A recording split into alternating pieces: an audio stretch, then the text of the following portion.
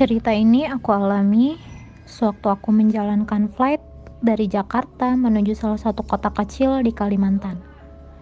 Kami merupakan pesawat terakhir malam itu. Kru setku terdiri dari 2 orang pramugari dan 2 orang kokpit kru. Sebelum naik ke pesawat, seperti biasa kami menuju ruang operasional bandara. Kapten mengambil dokumen keperluan terbang dan aku pun mencari info penumpang. Sepi mbak, 15 orang aja. Pada takut corona kayaknya nih penumpang, kata salah satu ground staffku sembari bercanda ketika aku menanyakan jumlah penumpang on board. Beberapa menit kemudian, kapten pun mengajak kami menuju ke pesawat. Aku bertugas di stasiun belakang dan bertanggung jawab dengan geli belakang. Lalu Ana, junior tingkatku, di bagian depan. For your information, kabin saat itu dalam keadaan gelap saat kita berangkat ke kota tujuan. Setelah kami melakukan segala prosedur pre-flight check, penumpang boarding, dan tidak beberapa lama kami pushback lalu take off. After take off, Ana datang ke geli belakang dan dia mengajakku mengobrol. Ngopi yuk mbak, ajaknya. Aku pun mengiyakan dan Ana membuat 2 gelas kopi untuk kami nikmati. Beberapa menit kemudian, aku pergi ke toilet pesawat atau yang biasa disebut lavatory dan meninggalkan kopiku yang belum habis. Keluar dari lavatory, kulihat Ana tidak ada di galley. Mungkin dia ke kokpit dipanggil sama kapten. Aku berniat menghabiskan kopiku, lalu menyusulnya ke depan. Saat meminum kopiku, rasanya jadi aneh. Jadi pahit seperti tidak pakai gula sama sekali. Padahal sebelumnya, aku kan sudah meminumnya dan rasanya manis. Aku buang kopi itu. Aku berpikir, Ana pasti mengerjaiku. Aku berjalan ke depan sambil sesekali mengecek penumpang yang tertidur di kursi mereka. Dan sampai di stasiun depan, ternyata Ana tidak ada. Pikirku mungkin ia sedang dipanggil kapten ke kokpit. Sembari menunggu di depan, dari kejauhan aku melihat seorang penumpang di kabin bagian belakang sedang berdiri terdiam membelakangi pintu lavatory.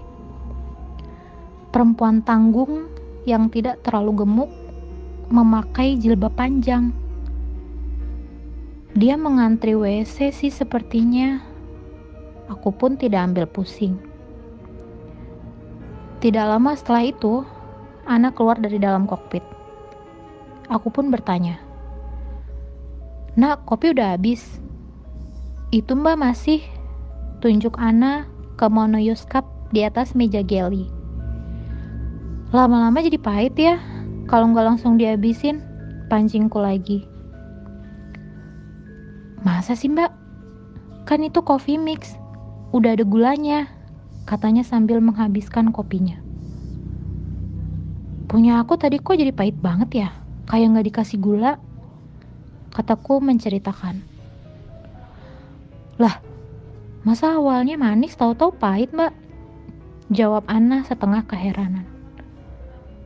Aku pun terdiam. Dari jawabannya, memang sepertinya Ana tidak tahu apa-apa. Aku memutuskan untuk kembali ke belakang, dan sambil melintasi kabin, aku teringat dengan perempuan yang tadi mengantri toilet. Karena dari kabin depan, pelan-pelan aku memperhatikan penumpang dan tidak ada yang memakai jilbab. Sama sekali. Tidak sulit menemukan perempuan berjilbab panjang dari total 15 orang penumpang yang ada. Oh, dia masih di dalam toilet mungkin. Aku pun merapikan geliku, mempersiapkan untuk landing. Tidak berapa lama, aku mendengar bunyi flash lavatory. Nah, ini pasti mbak-mbak yang tadi nih, pikirku.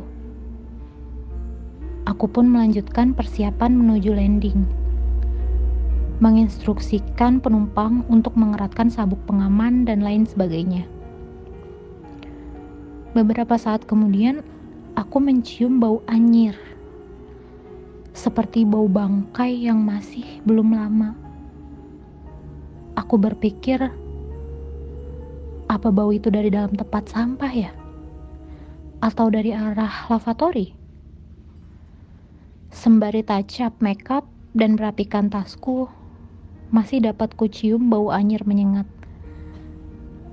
Aku khawatir penumpangku mencium bau itu dan komplain. Kusemprotkan beberapa kali parfumku di area geli belakang. Aku masih menunggu perempuan tadi keluar dari lavatory, tapi ia tidak kunjung keluar juga. Kuputuskan untuk mengetuk pintunya, dan ternyata pintunya tidak terkunci. Karena waktu touchdown sudah dekat, dan tidak ada jawaban dari dalam, aku beranikan diri untuk membuka pintunya. Kosong. Tidak ada siapa-siapa. Padahal setelah bunyi flash tadi, aku tidak melihat orang keluar dari lavatory itu. Oh Tuhan, ada apa ini? Batinku.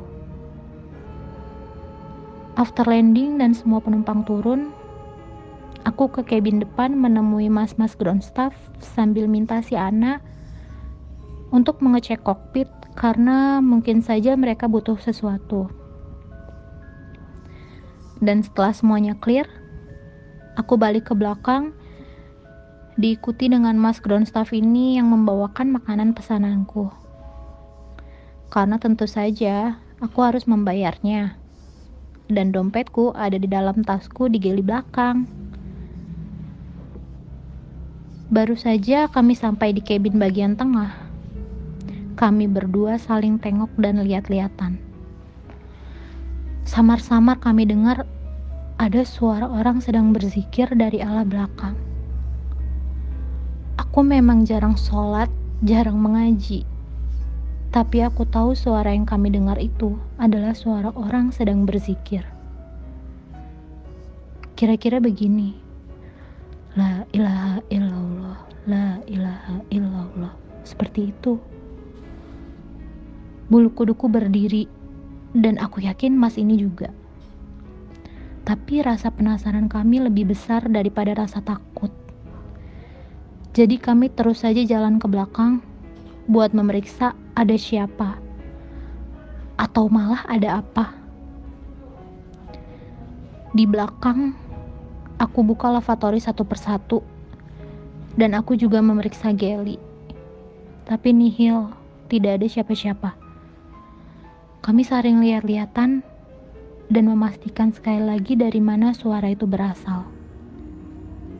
Tapi kami berdua sama-sama gak nemuin apa-apa, kecuali kursi-kursi penumpang yang kosong. Setelah memberi uang, kami balik lagi ke bagian depan dengan masih dicekam rasa penasaran. Gak berapa lama kemudian, mas ground staff nyuruh kita semua siap-siap turun karena temannya di bawah udah ready. Soalnya waktu itu gerimis dan Kapten minta buat dibawain beberapa payung biar kita gak kebasahan waktu turun dari pesawatnya. Sialnya, cuma ada 2 payung. Jadi dia gantian bolak-balik nganter kita sampai ke building terminal. Satu persatu kita turun. Tinggallah aku yang jadi terakhir turun sama si mas-mas ini.